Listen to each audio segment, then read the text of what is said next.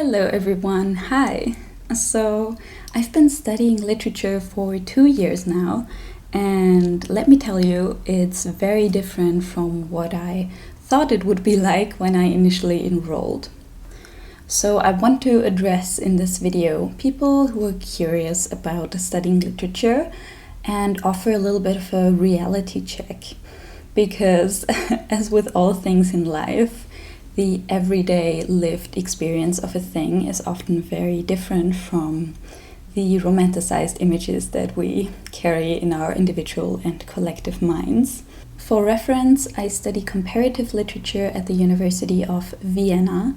It's a 3-year, 180 ECTS bachelor's degree, and I've also spent half a year studying in Paris. So I feel like by now I've got a good sense of what the everyday life of a student looks like. Before we get into it, I just want to say some of the points I'm about to mention might sound a little bit negative on the surface. I want to make it clear up front though that I love studying literature and that despite everything I'm gonna bring before you in a moment, it was 1000% the right decision for me and I wouldn't want it any other way. I think the points I'm gonna mention are neutral in their essence, right? So they could be positive or negative depending on your personality and how you choose to view things. But I really wanted to make this video because I get a lot of questions along the lines of, should I study literature? You know, people will send me emails and the content will be something like, I'm 21, I live in Hong Kong, I really love reading, but I could also do computer sciences. Do you think I should study literature? Something like that. And obviously I don't know you and I don't know your situation. And even if I did, it would be your decision to make. But I really hope that through this video, people like that will be better able to determine whether pursuing literature academically is for them or not. Because you can love literature and study it and cherish it without going to university. So yeah, I think if you really consider all the points in this video, you'll be able to make a well-informed decision. Because I feel like literature has a big dropout rate, like more than half the people that I've seen in my introduction course 2 years ago, I've never seen them again. So I think a lot of people think they want to study literature and then the reality of some of the things I'm about to mention kind of dawns on them and understandably they quit. But it would be my hope that I can prevent some people from making that detour. I'll also take a few minutes at the end of the video to just talk about why studying literature was the right choice for me in the end, how I view some of those points in my own personal journey, and just do a quick check-in at this point in my degree. I'm more than halfway through. Very exciting. So yeah, what else? My name is Maria. I don't believe I've already said that. I've just created a course about the classics of French literature, so if that is of interest for you, I'll link it in the description box below. Okay, I've got 8 points. Let's get into the video. Number 1, and potentially the point I'll labor the most, is the reading material. So when I enrolled for my studies, I imagined that on day 1 I would get a huge reading list of chunky European classics that I'll have to read during my degree and that I'll spend most of my study time in a library or on some park bench reading the Odyssey and the completed works of Shakespeare and that by the end of my degree I'll have a really good overview over Western literature. I also imagined that my classes would feel or look something like a never-ending book club where every week we talk about the insights we had from reading those books. And yeah, I just imagined that my degree in the end will equal being well read. Now, that was the expectation. The reality looks very different. Of course, there are days when I sit on a bench and I spend most of my afternoon reading a book from a course that I have. That happens. More often than not, though, my reading for university is incredibly sporadic. Usually, my professor in a course will say something like this: okay, next week we'll talk about how modern literature played with the concept of time, and for that I've uploaded you chapter 17 of Virginia Woolf's To the Lighthouse onto the learning platform. Please read it and bring your thoughts. And oh, I've also uploaded you 5 essays by other people and academics talking about this very chapter. Please read them very carefully too. See you next week. So during the week, instead of actually reading To the Lighthouse by Virginia Woolf, I only read this one chapter that is picked out from the middle somewhere, and then I read 5 essays, papers, or articles about that chapter. So I learned very quickly that when studying, you have to be okay with just picking random pages out of books, reading them, analyzing them, and then moving on to the next thing. It's very different from the casual reader's experience, of going to a bookshop, picking out a book you'd like to read, and then ideally reading it front to back. Now, of course, it would be possible for me to read the entirety of To the Lighthouse until next week, right? I could do that, but it's very unlikely because reading that one chapter and the 5 essays are already going to take me a half day of reading, and I probably have 5 other courses that I have to keep up with as well. So realistically, that's just not going to happen. So I have my reading hands in like 7 different cookie jars every week. And that can be stressful, especially if you're a completionist. If you really want to track your reading carefully, like you're not going to be able to do that. And the completionist in me had to let go, basically, on, day 3 of starting my degree. People sometimes ask me, so how many books do you read in a year as a literature student? And that's just an obscure question that I cannot answer because, have I read To the Lighthouse? I probably know that middle chapter better than a lot of people who read it, but I haven't read it front to back, so no. I've actually read so many excerpts from Virginia Woolf's novels, and I've never read one front to back. It's actually ridiculous. Adjacent to that point, I've already mentioned it a little bit, but I really want to drive home that you usually read a lot more secondary literature as opposed to primary literature. Secondary literature is literature about literature, so essays, paper, and scientific research about literature, not necessarily the novels, poems, short stories themselves. I would say that more than half of my reading, maybe much more than half of my reading, is actually research and theory. So you just have to ask yourself whether you're okay with that. Like if you just love reading novels and you want to read nothing else, you're gonna have a really hard time in an academic setting. And that's fine. It's great to just have literature as a hobby, and I'm sure there are a lot of you out there that ironically read a lot more books than me. Now, of course, you could make the argument, that's really weird, what's the point of reading that way? But if you think about it, the approach of just picking out certain parts of a novel rather than reading them entirely and reading a bunch of secondary literature actually makes a lot more sense if you want to get an overview. There's so much literature in the world, it's impossible to get through everything you deem important, and by reading sporadically, you at least get a feeling for all kinds of texts. And I think that is really the point of a literature degree. I have thought about this, admittedly not very complicated, metaphor. If literature was an ocean, I think a literature degree teaches you how to build a good boat. It doesn't necessarily take you around the ocean, but afterwards you hopefully know where you could even go, how you get there, and in which parts of the ocean you want to take a swim. So I think the point of having studied literature is that you'll have a very well curated toolkit with which you can approach text of any kind. It's not so much about reading all the books.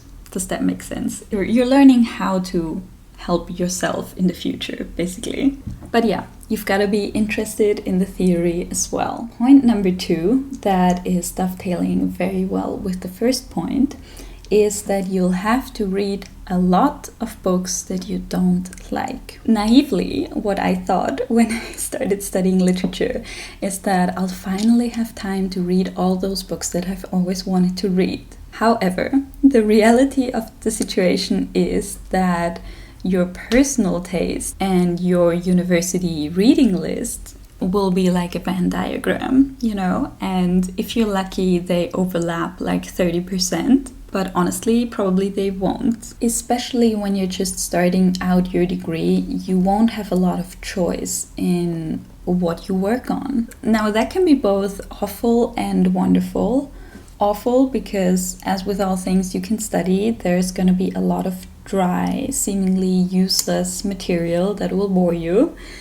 And wonderful because you discover so many new texts that you would have never chosen yourself, right? I have vivid memories of sitting in some course of mine and just tears welling up in my eyes because we're reading some kind of poem or something, and I discovered a new favorite writer. To me, personally, being forced to read a huge amount of different texts is almost the best part of my degree.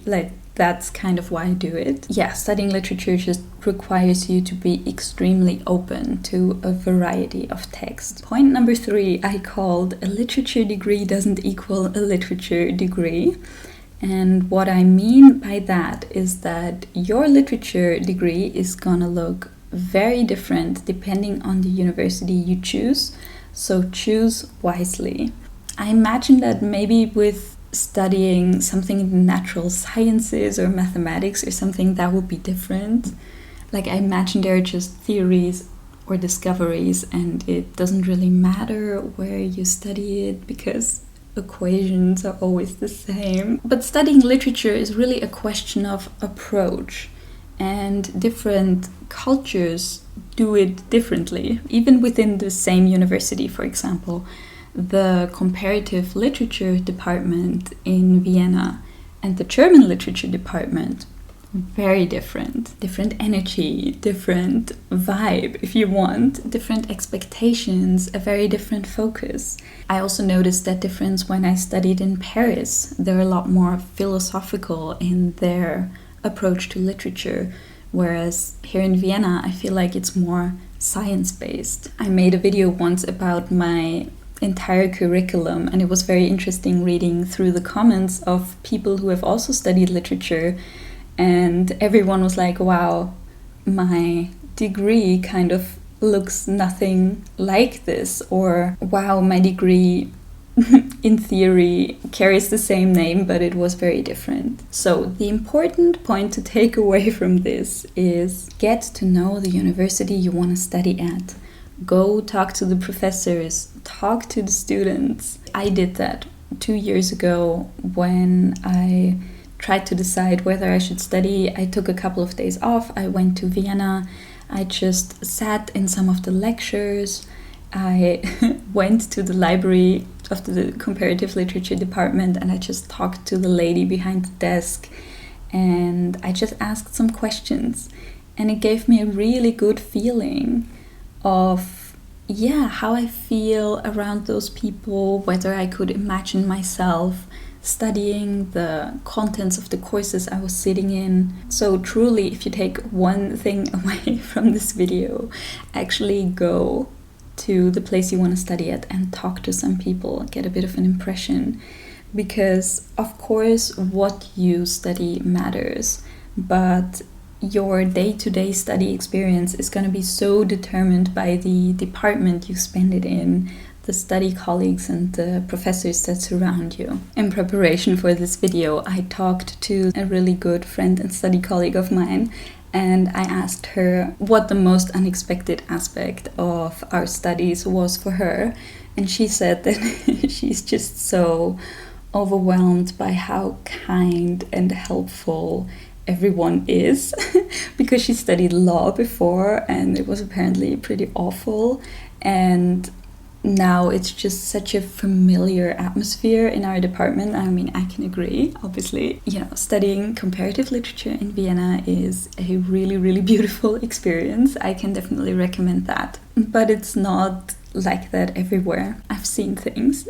I think I've labored this point enough. Let's move on to point 4. Expectation number 4 that turns out not to be true is that studying will make you a great writer. That is not true, at least not automatically.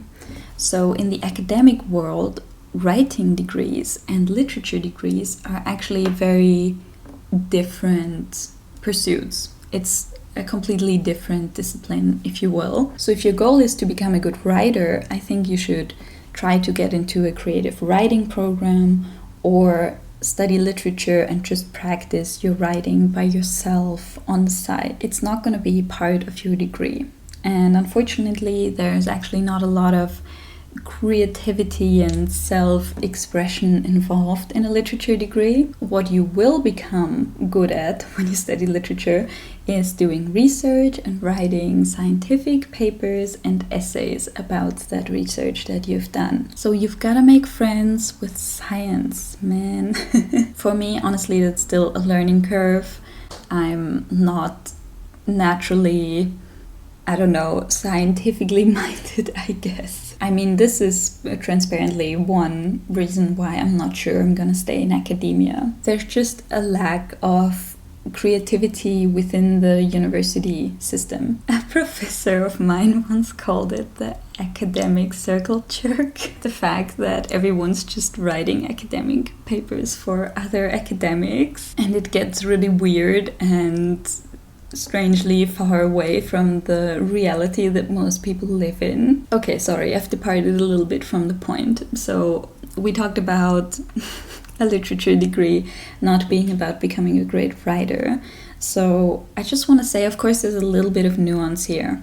I've had courses in Paris, a couple of courses where students were encouraged to bring their own texts. So that's great. And it also depends a lot on the courses you're taking and the professors that are teaching. I have to write one essay this summer, for example, with a professor that is very loose with the scientific guidelines, and he just wants us to reflect, and we should just, put our understanding of a text in there and just spin some theories. Like, he's really all about that creative life. It's great, and I love it when that happens, and there's a reason why I chose to do the course with him, but I would say that's the exception. The other paper I have to write this summer is more of the rule, and that is about the Commedia dell'arte, which is Italian theater from the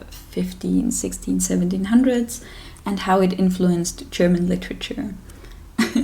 And, I know nothing about that topic. So I got 12 books from the library, and I'm just gonna lock myself up at home for a few days and put together a coherent paper on how Italian theater influenced German literature.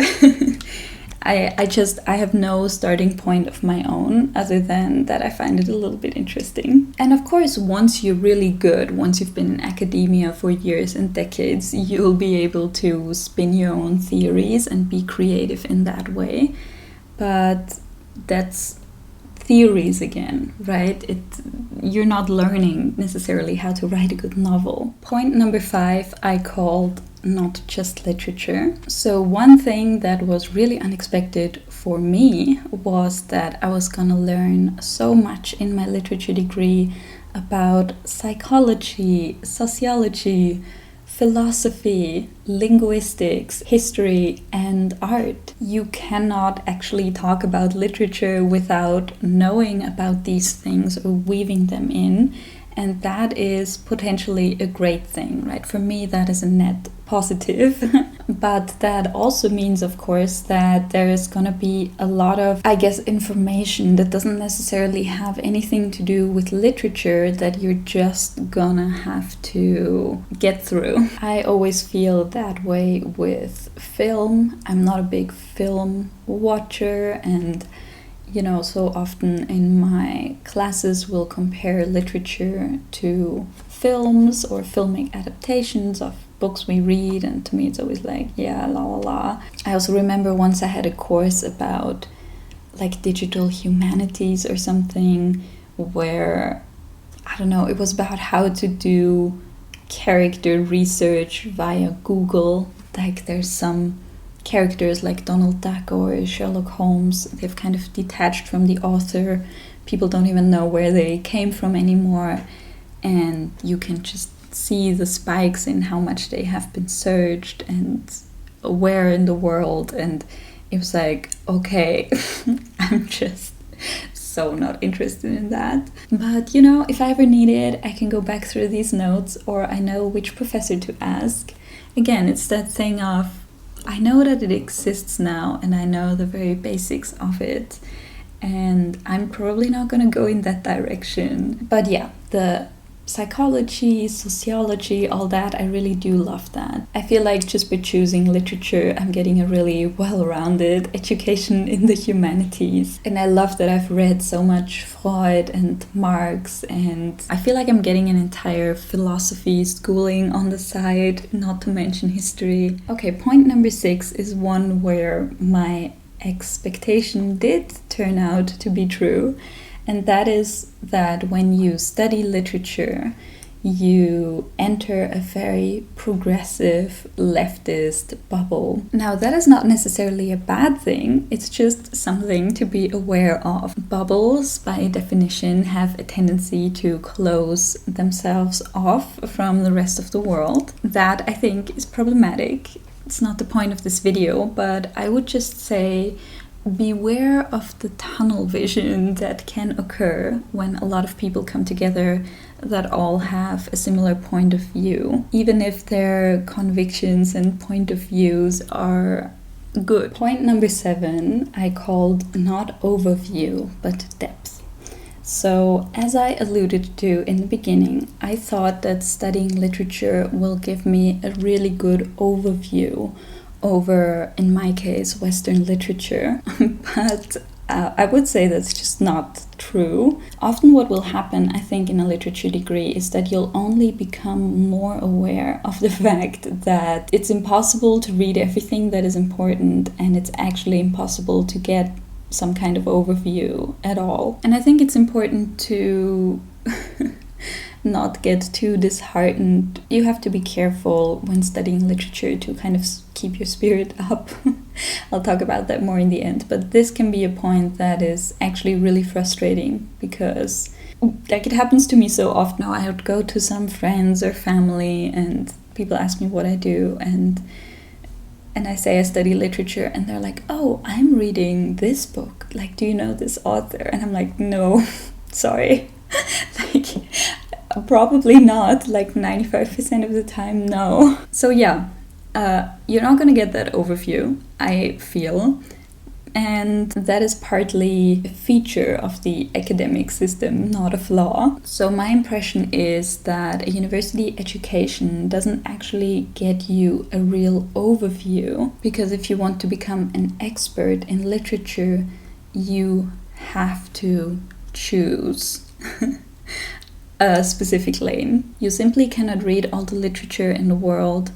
Maybe 200-300 years ago it was possible for one person to have an actual overview, but today universities bringing forth experts means that the focus becomes progressively narrower in your studies. In my department, there will be courses, for example, that are called 19th century suicides of Russian writers or something. So, you get only Russia, no other country. You only get the 19th century, no other timeline, and you only talk about authors that have committed suicide. Now, I'm sure there's going to be some of you out there that are like, oh my gosh, that sounds really interesting. I would take that course. But, that's great. It's just my point is it's very narrow. You're gonna understand a percentile of world literature if you take this course. So sooner or later, as you progress in your studies, people choose specializations, topics for their thesis, research topics, and they're all very niche. And they become even more niche as you advance. Just to prove my point, I have researched recent submissions of PhD theses at the University of Edinburgh, and just the first one I saw has the title of Homing Female Figures in English Literatures of the Indian Subcontinent, a transnational focus on homeland, body, and return. So again, I'm sure it's a lovely topic, and I hope that person has so much fun working on this, but it's so extremely narrow. So yeah, someone will study literature for 10 years and then deliver a PhD thesis like that. And I don't know how I feel about that. It's a little bit of beef that I have with the university system when it comes to that, because I don't know, my personality is such that I have to weave a ton of things together, and I really like to look at things with a bird's eye view. So when it gets so specific, I'm just like, what's the point? Okay, point number 8. This is more of a point of healthy caution than a real expectation versus reality point, but I felt it really important to add into the video. And that is the topic of work and the ever-present question of what will you do with your degree? So my advice here would be have a backup plan for your career. As much as I'm an idealist at heart and I want everyone to do what they love, I don't think that doing that blindly or naively in our current world is healthy. In the past, I've talked about the fact that I have a different degree. I used to be a social worker before I started studying literature, mainly with people with disabilities. And I've also said before that I'm fine with going back and doing that again if I really have to. We all have to eat and pay our bills, so, let's not fool ourselves.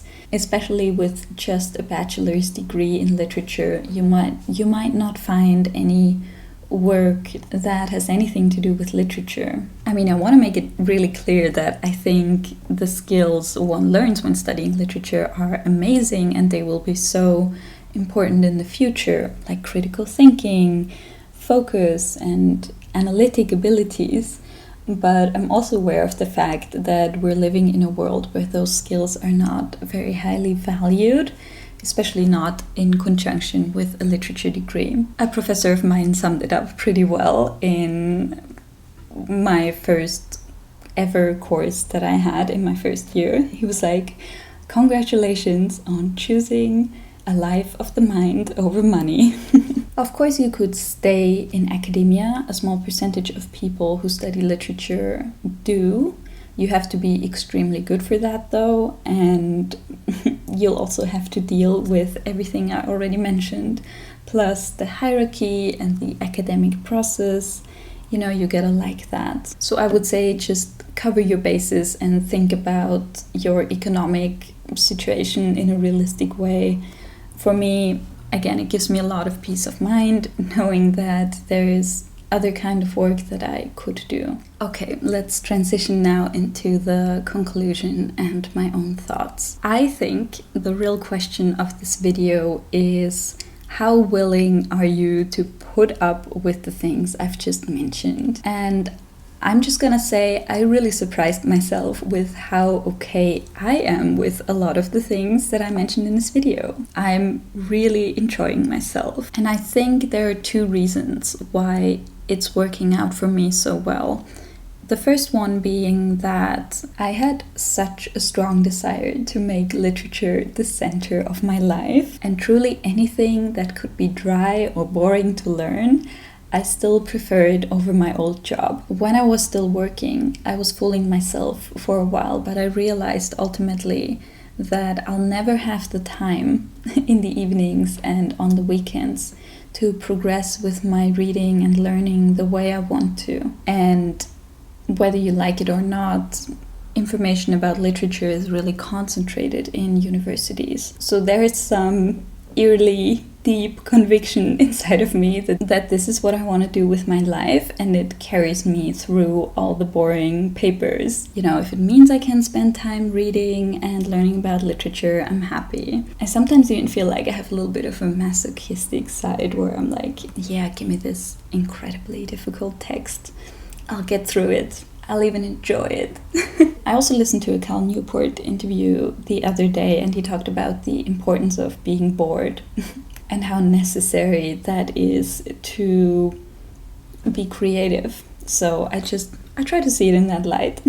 The second reason why I think studying is really working out for me is, honestly, I think because I'm just a bit older. I'm 30 now. I can engage with things that I don't agree with 100% without getting sucked into it. I know my boundaries. I know what I want to let into my brain and what I don't. I'm not afraid to give feedback to my professors or walk away from a course or the studies entirely if something doesn't feel right anymore. I'm just a lot more even-keeled now than I was when I was 20.